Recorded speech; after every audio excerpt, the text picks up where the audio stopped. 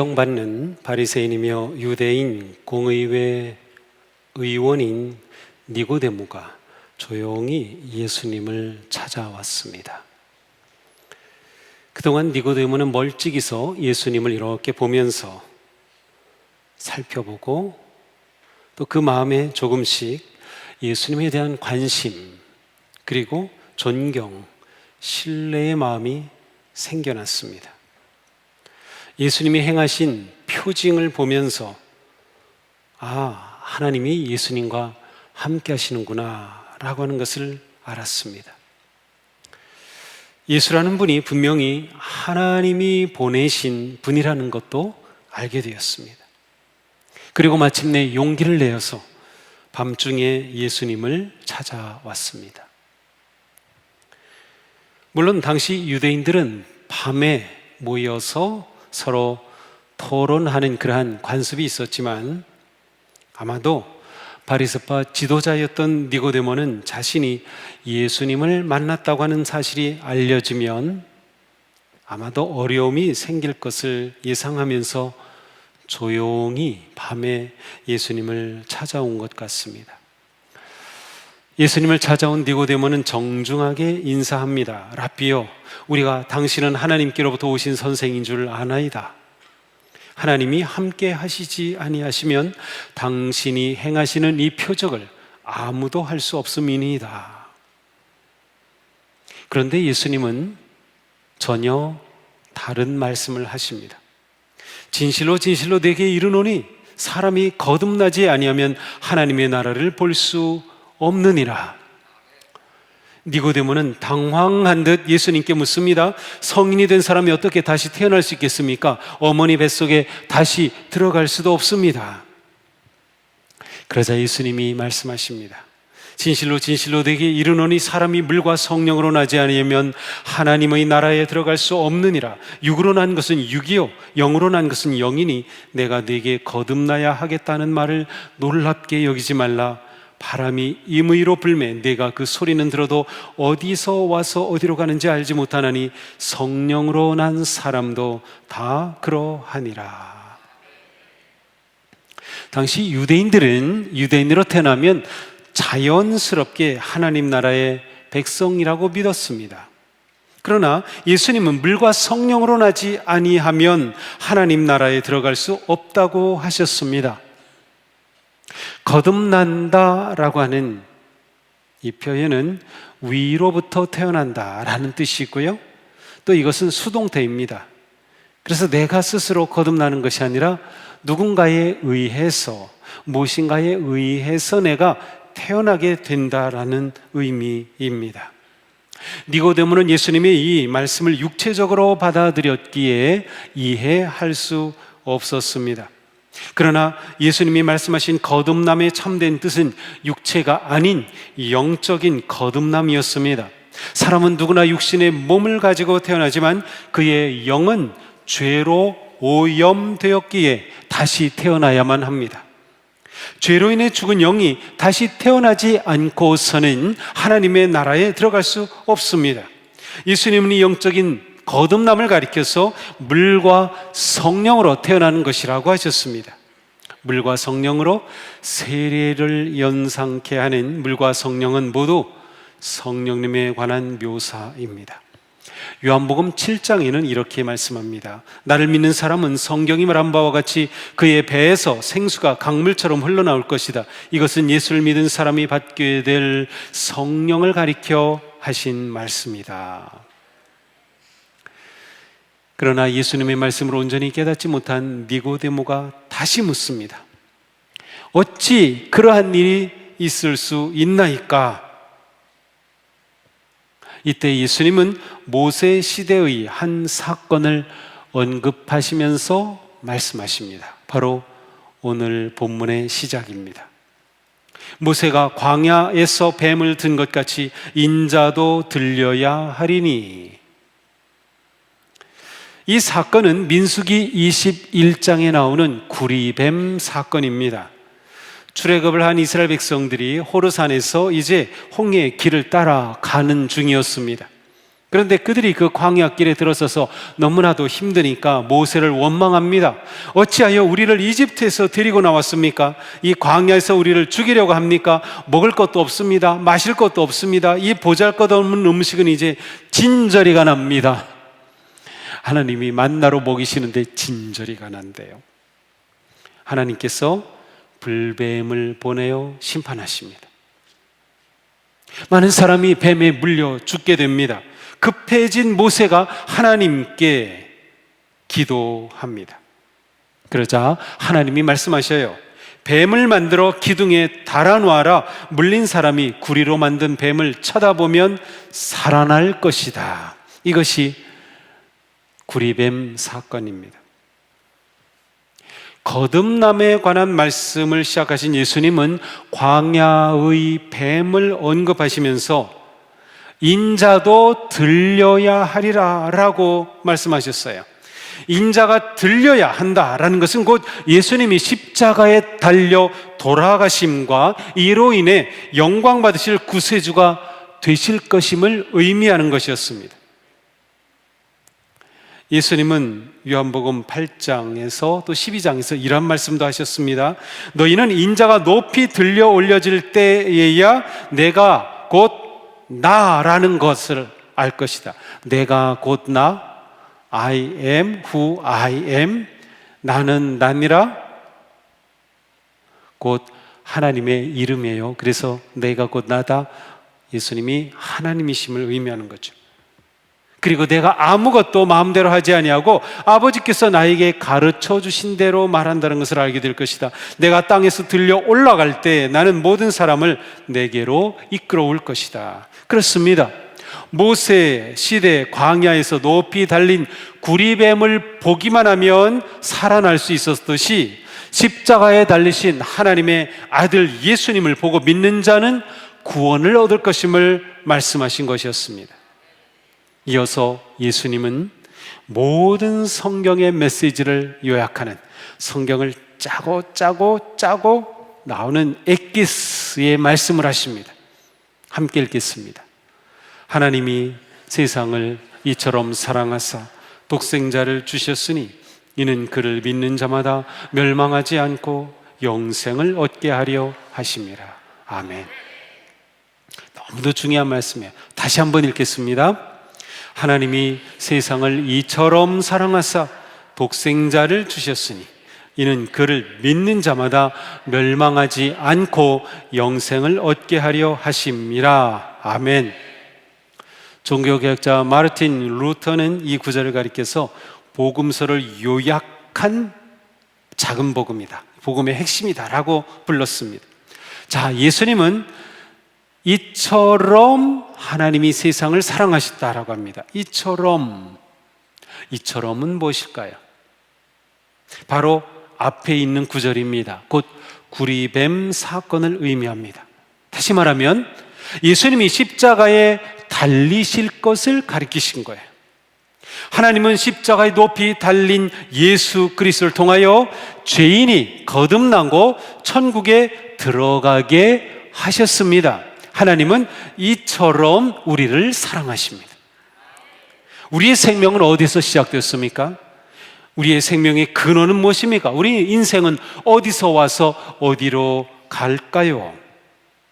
성경은 분명하게 선언합니다. 우리의 생명의 시작은 하나님입니다.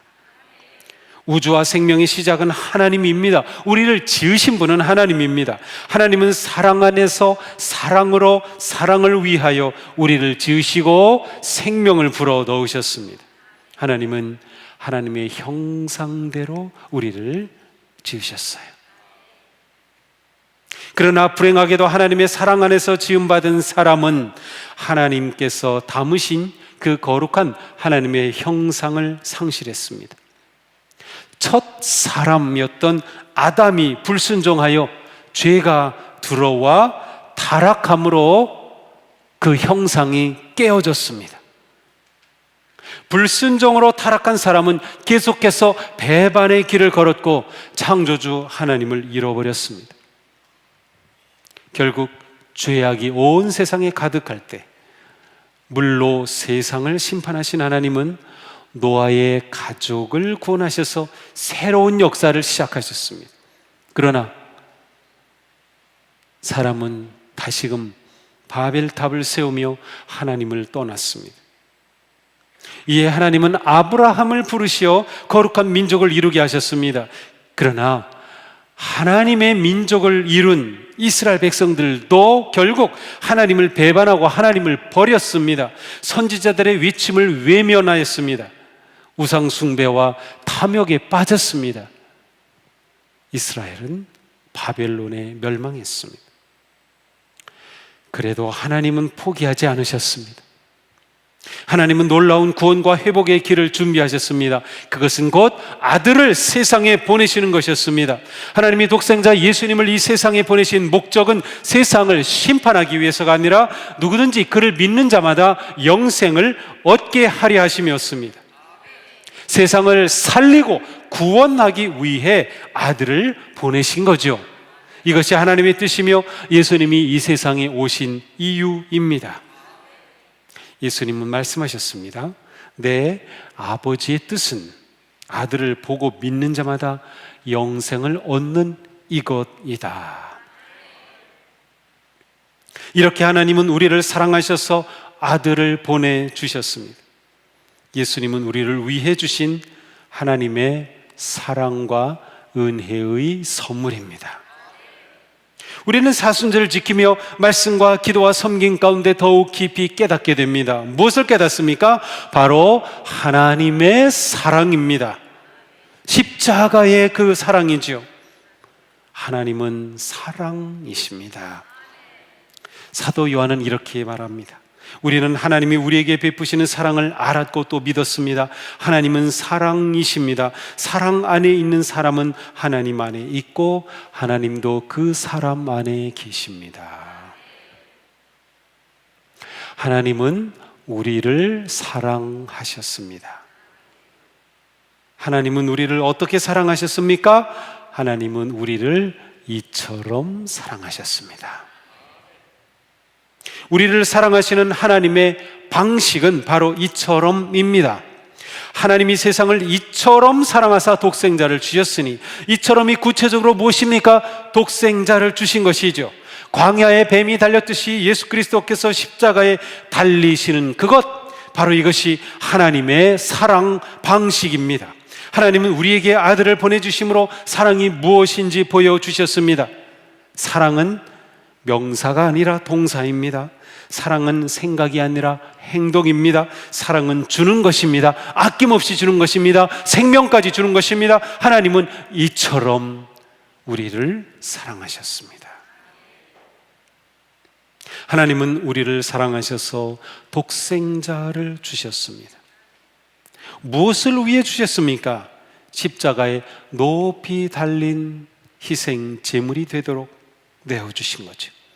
예수님의 십자가의 죽음은 우리의 죄를 사하시고 유월절 어린 양의 대속의 제물이 되시는 것이었어요.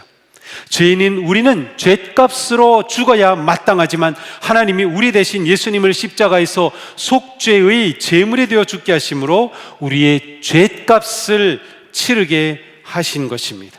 이것이 우리를 사랑하신 하나님의 사랑 방식입니다.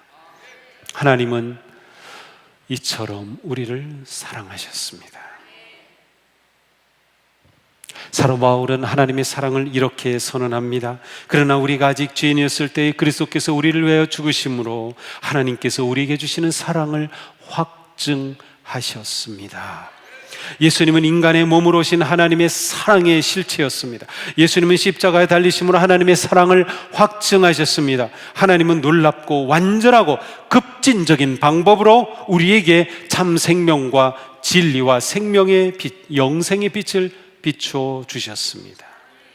하나님은 이처럼 우리를 사랑하셨습니다. 그런데 여기에 놀라운 비밀이 있습니다. 그 비밀은 누구나 하나님의 놀라운 사랑을 받을 수 있지만 아무나 사랑을 받는 것은 아니라는 것이에요. 하나님의 사랑의 선물은 누구나 다 받을 수 있는데 아무나 받는 것이 아닙니다. 이 비밀이 그 다음 말씀에 담겨 있습니다. 이는 그를 믿는 자마다 멸망하지 않고 영생을 얻게 하려 하심이라. 하나님은 예수 그리스도 안에서 놀라운 사랑의 선물, 곧 영생의 선물을 주셨습니다. 영생의 구원은 선물이기에 대가로 줄 것은 없습니다. 내야 할 것 없어요. 치러야 할 것 없어요. 구원의 선물은 거저입니다. 그러나 거저이지만 아무나 받는 게 아닙니다. 오직 믿는 자가 받습니다. 하나님의 아들 예수를 믿는 자는 누구든지 영생을 얻습니다. 믿음은 하나님이 사랑으로 주신 영생의 선물을 받는 방법입니다. 구세주 예수님은 십자가에서 우리의 죄값을 치르고 죽으셨으며 사흘 만에 부활하셔서 우리를 위한 영생의 길을 활짝 열어놓으셨습니다. 그러나 오직 예수 그리스도를 믿는 자는 이 구원의 은혜를 누리지만 거절하는 자에게는 필연적으로 심판이 있습니다. 예수님은 말씀하셨어요. 그를 믿는 자는 심판을 받지 아니하는 것이요, 믿지 아니하는 자는 하나님의 독생자 이름을 믿지 아니함으로 벌써 심판을 받은 것이니라. 예수님을 믿고 예수님을 구원의 주님으로 영접하지 못하면 그는 구원의 생명을 얻지 못한 채 결국 영원한 죽음에 이르고 맙니다. 사랑하는 성도 여러분, 이 시간 자신이 누구인지 깊이 생각해 보십시오. 우리는 예수님을 만나기 전에는 허물과 죄로 죽은 존재였습니다.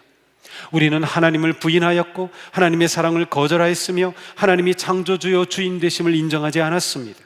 우리는 세상의 욕망과 거짓과 탐욕에 따라 살았습니다. 그러나 하나님은 이런 우리를 버리지 않으시고 예수 그리스도의 십자가와 부활을 통하여 생명의 빛을 비춰주시며 구원의 진리의 길을 열어주시고 영생을 얻게 하셨습니다. 하나님은 사랑의 아버지가 되셔서 우리에게 놀라운 은혜와 사랑을 나누어 주셨습니다. 바울은 이 놀라운 하나님의 사랑과 구원의 신비를 이렇게 선포합니다.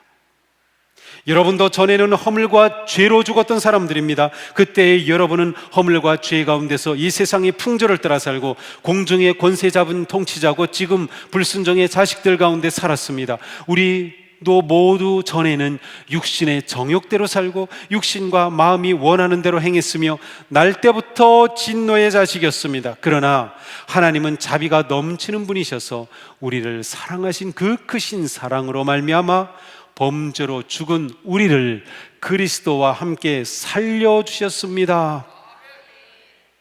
함께 읽겠습니다. 여러분은 은혜로 구원을 얻었습니다. 하나님께서 그리스도 예수 안에서 우리를 그분과 함께 살리시고 하늘에 함께 앉게 하셨습니다.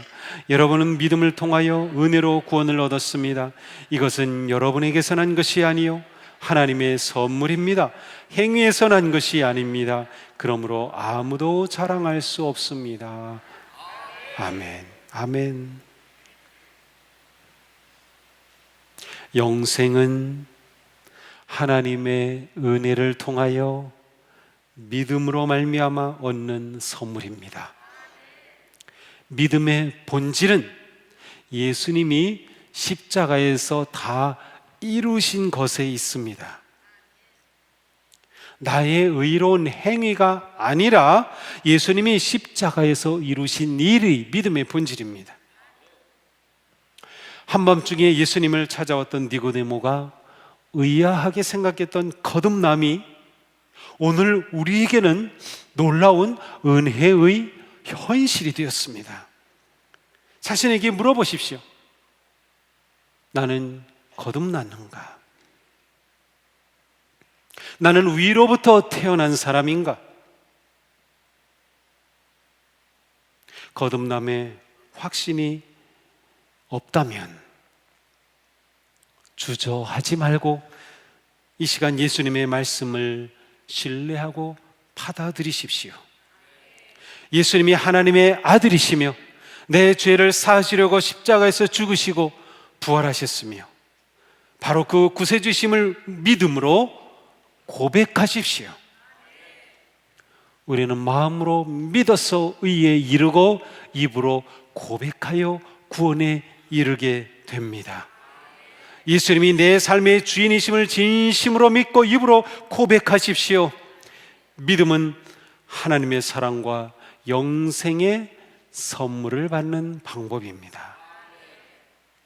사랑을 받는 법, 믿음입니다. 구원은 우리의 노력과 행위로 얻을 수 없습니다. 하나님의 사랑과 영생의 구원은 오직 하나님의 은혜로 주시는 선물이기 때문입니다. 거듭난 사람은 위로부터 난 사람, 곧 그리스도 안에서 태어난 사람입니다. 성도는 위로부터 나서 하늘에 속한 사람이 되어 이 세상에서 거룩한 삶을 사는 복된 존재입니다. 예수님을 믿어 영생을 얻은 성도는 생명의 길을 걷습니다. 진리의 길을 걷습니다. 빛의 길을 걷습니다. 언제나 그리스도 안에서 그리스도를 따라 그리스도를 의지하며 사는 지속적인 과정이 우리의 믿음의 삶입니다. 그러니 우리는 어떤 상황 속에서도 오직 믿음으로 살아갑시다. 세상이 흔들리고 혼란하고 답답하여도 우리는 언제나 하나님 안에서 하나님을 의지하며 그 사랑으로 살아갑시다. 예수님을 믿어 정죄함이 없는 거룩한 빛의 삶을 살아갑시다. 한 번 태어난 사람은 두 번 죽습니다. 그러나 두 번 태어난 거듭난 사람은 한 번 죽습니다. 하나님이 세상을 이처럼 사랑하사 독생자를 주셨으니 이는 그를 믿는 자마다 멸망하지 않고 영생을 얻게 하려 하심이라. 아멘.